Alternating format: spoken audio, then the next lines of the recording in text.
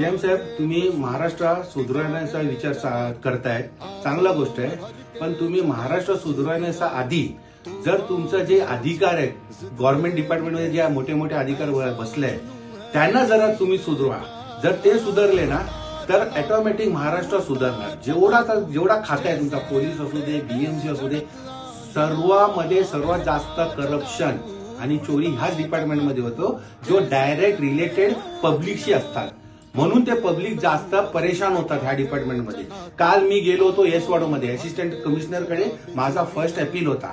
साहेब, मी त्याच्याशी कायदेशी वागतोय, कायदेशी बोलतोय, पण त्याचा वागणंच वेगळं होता. जसं की तो असिस्टंट कमिशनर त्याला सिंग लागलाय तसा वार्ता करत होता आणि एकदम बेकायदेशी बोलतोय. मी त्याला कायदेशी बोलतो, तू बेकायदेशी बोलतो, म्हणजे त्याला त्याचा पदसान ले माज झालाय.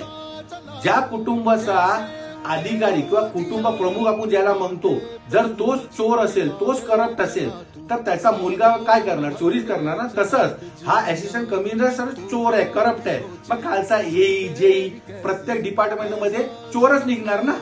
तुम्ही चौकशी लावा ना. तुम्ही बोलतात ना एवढा करप्शन फ्री आहे.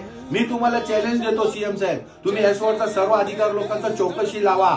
हे बघा, आम पब्लिकला भेटा, सर्व लोक तुम्हाला सांगणार सर्वात जास्त करप्शन एस वॉर्ड मध्ये आहे. जर तुम्हाला भेटत नसेल ना, मला फोन करा. मी तुम्हाला यांचा एवढा ना पुरा चिट्टा बिट्टा देतो की किती फ्रॉड करतात, कुठून पैसे खातात.